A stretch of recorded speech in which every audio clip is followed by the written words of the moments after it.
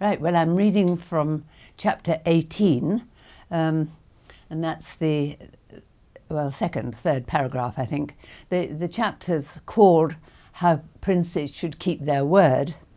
And it starts off by saying it's laudable to keep your word, of course, but in some circumstances you can't because other people don't keep their word to you, so you shouldn't.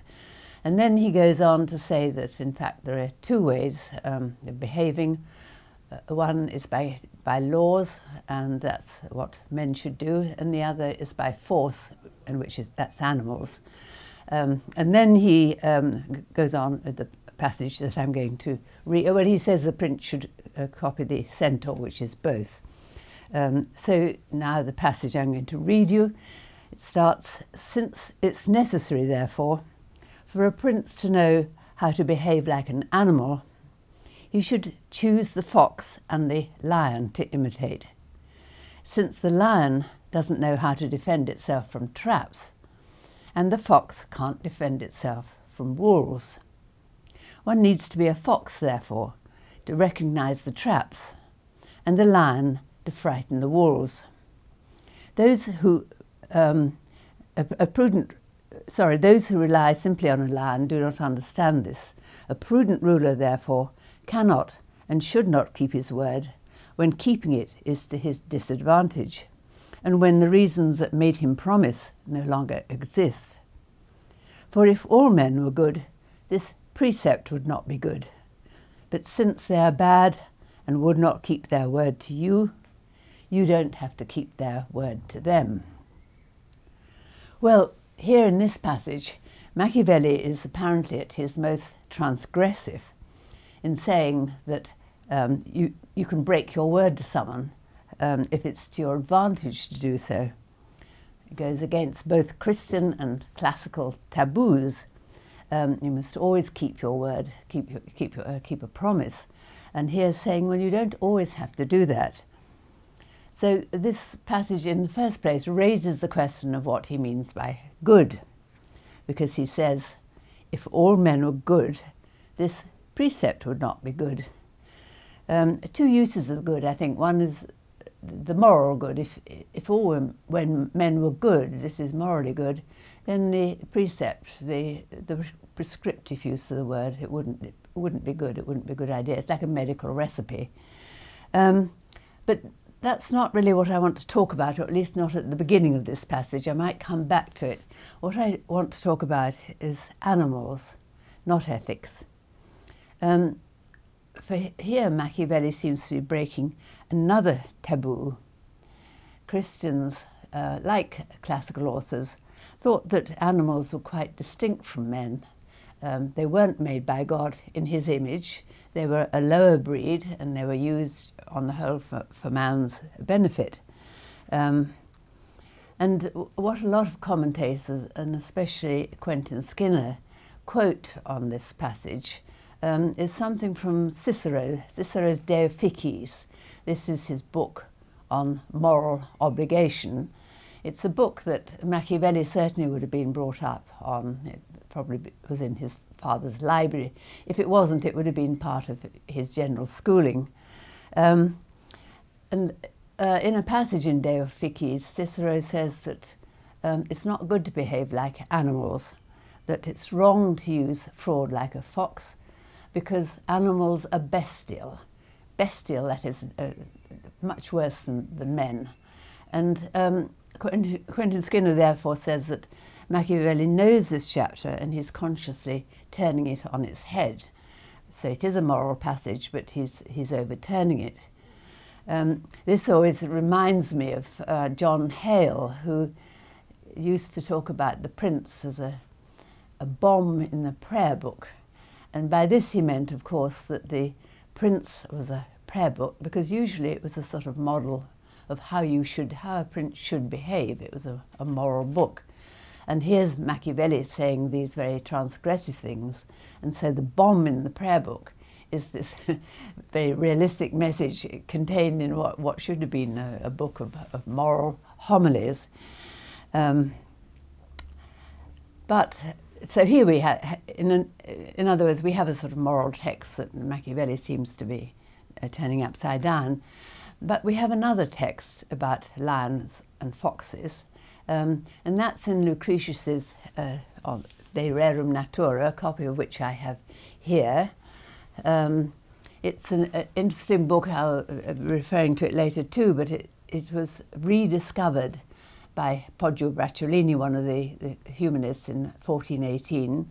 And we know Machiavelli read it because he transcribed a copy of it right at the end of the 15th century.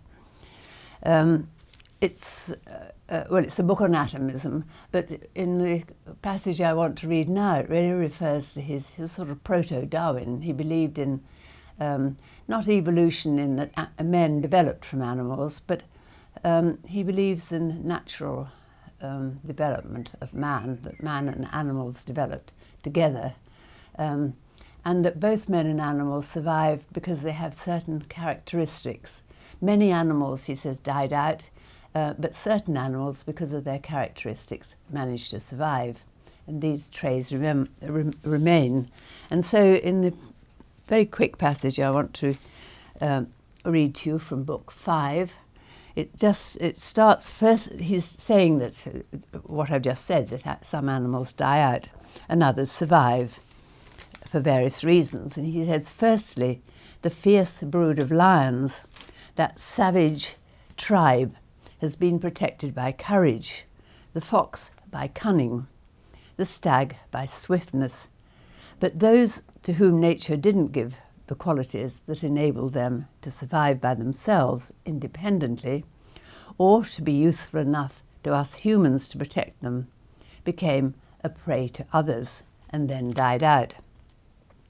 So here we have this very different idea that guile and strength are self-survival traits, and that's why Machiavelli is recommending them to the prince. He's reminding him of these essential qualities that enable you to survive. So I suggest that this is another way of reading this chapter, and reading it in a sense as Machiavelli telling him, not overturning moral advice, but on the other hand, on the contrary, really, he's telling him these are the traits you need to survive, because men have additional education, but at the same time they have these early animal traits. Well, there are two more passages I want to refer to, just to try and set this in context and come back to the idea of the good. One of them is in a poem he wrote on the Golden Ass, in which animals appear as the good moral being, in contrast to men.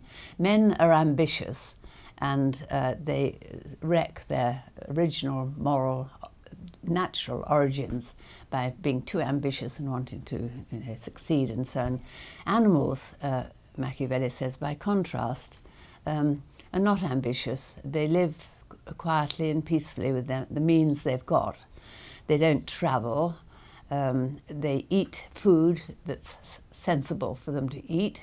They don't overindulge in eating, and they don't overindulge in love making, and they're very prudent. And the moral, really he's talking about the 4 cardinal virtues of prudence, temperance, justice, and so on. In all these virtues, Machiavelli is arguing that animals are preferable to men.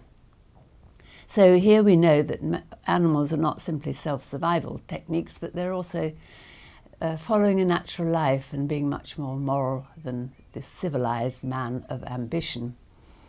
And perhaps the last chapter to quote is from the Discourses, when he's talking here about man's evolution from animals, and he's talking about the origin of justice. And for him, justice is reciprocal. It's do as you would be begun by. This is the very primitive form of justice which men share with animals.